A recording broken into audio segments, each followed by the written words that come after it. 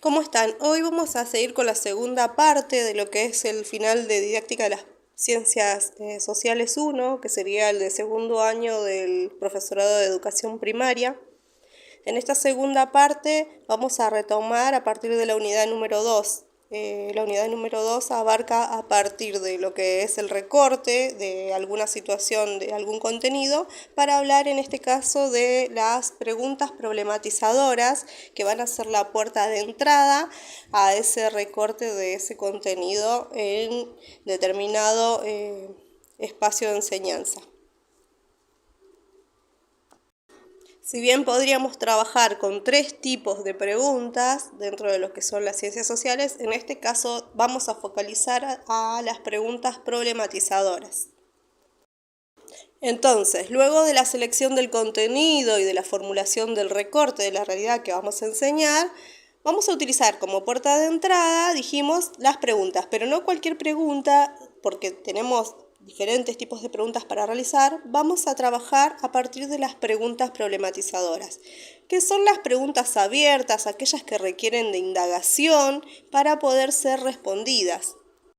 Preguntas problematizadoras son cuando son abiertas, o sea, requieren de indagación para poder ser respondidas, deben permanecer abiertas durante el recorrido de la enseñanza y alcanzar algún grado de conclusión al finalizarlo. Deben ser movilizantes, movilizar y organizar el recorrido, poniendo en juego el pensamiento como un proceso de indagación, de observación y de investigación también. Y por último, deben propiciar a desarrollar el pensamiento crítico.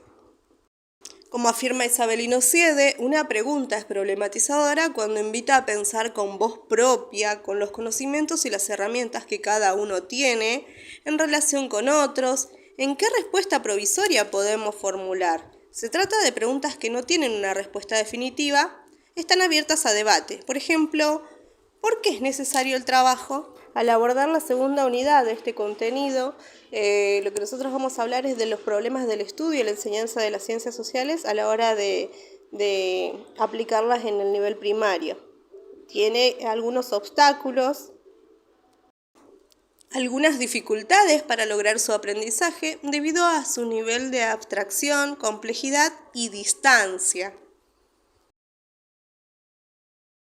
Por ejemplo, Cordero y Sbarman nos plantean el primer obstáculo, que es el obstáculo de nociones de espacio y de tiempo histórico. Estos conocimientos no se dan de un día para el otro, sino que requieren de situaciones cotidianas de interacción con el espacio físico. Estos son conceptos que requieren un mayor nivel de abstracción y son complejos. Por ello deben darse de manera gradual y durante el largo de la trayectoria escolar. Dentro de lo que es la enseñanza de las ciencias sociales hay 3 tipos de conceptos estructurantes que son el tiempo histórico, el espacio social y los actores sociales. Cada uno de ellos ahora lo vamos a describir en las próximas diapositivas. Cordero y Sbarman nos plantean que desde la escuela se debe enseñar teniendo en cuenta este tipo de dificultades. Un concepto estructurante es aquel en el que se presenta y cobra sentido un concepto o una noción. Por ejemplo, en este caso sería el espacio geográfico, necesario para identificar las múltiples variables que forman parte de las principales interacciones. Bueno, como dijimos, una de esas dificultades a la hora de enseñar ciencias sociales es el conocimiento del espacio. El espacio geográfico es una instancia de la sociedad, contiene y está contenido por las demás instancias económica, cultural y de ideología, o sea que la esencia de ese espacio es social y es una construcción social. El espacio como construcción social pone de manifiesto determinadas relaciones entre la sociedad y la naturaleza. Con respecto al tiempo histórico, podemos decir que engloba e incluye una diversidad de conceptos y nociones temporales, el orden cronológico, la duración, la secuencia y la dinámica. La comprensión del tiempo histórico implica el establecimiento de un sentido que dé continuidad entre el pasado y el presente. La adquisición de lo temporal también comprende en forma sucesiva diferentes nociones temporales. Para la enseñanza del tiempo histórico se deben tener en cuenta el plano disciplinar, porque el tratamiento de los temas siempre toma en cuenta la sucesión en el tiempo de los hechos y fenómenos.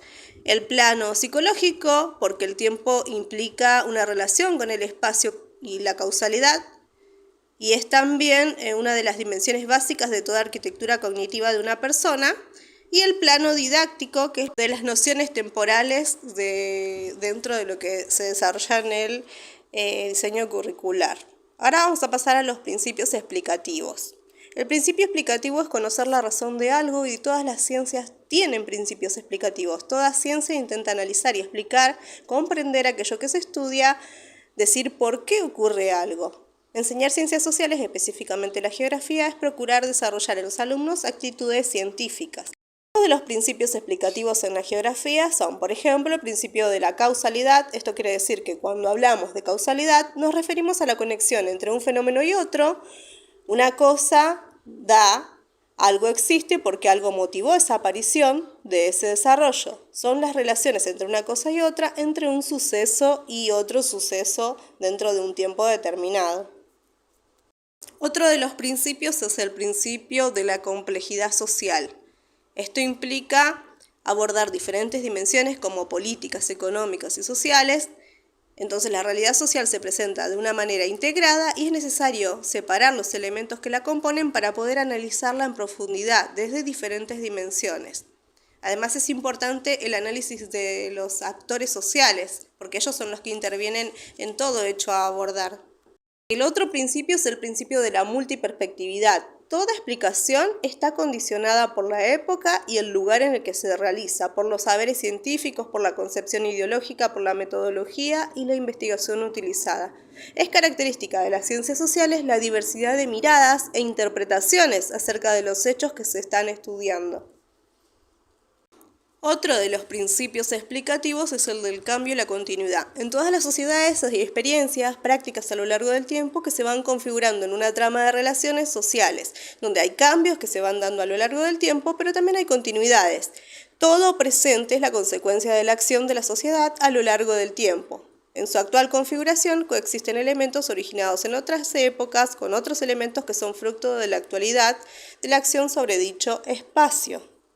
Con respecto a los cambios y continuidades, los autores Pallés y Santiesteban nos plantean el abordaje de lo que son los cambios y continuidades en cuanto a la temporalidad histórica. La enseñanza del tiempo histórico se enfrenta a la actualidad a cambios significativos en las transformaciones de interpretación de la historia. La enseñanza de la historia, si bien no cambió mucho, a veces dificulta la interpretación del presente. Algunas de las características de la actualidad que afirman Pallés y Santiesteban son que estamos viviendo en tiempos líquidos y en tiempos de ficción. Los tiempos líquidos son aquellos donde nada tiene una continuidad, donde hay un futuro incierto, donde tenemos la concepción de estar siempre en riesgo. Y el tiempo ficción se refiere al aumento de la presencia de los medios de comunicación y la sobreinformación. El tiempo ficción es aquel que parece no tener límites, donde hay simulaciones y también donde el espacio pierde su frontera.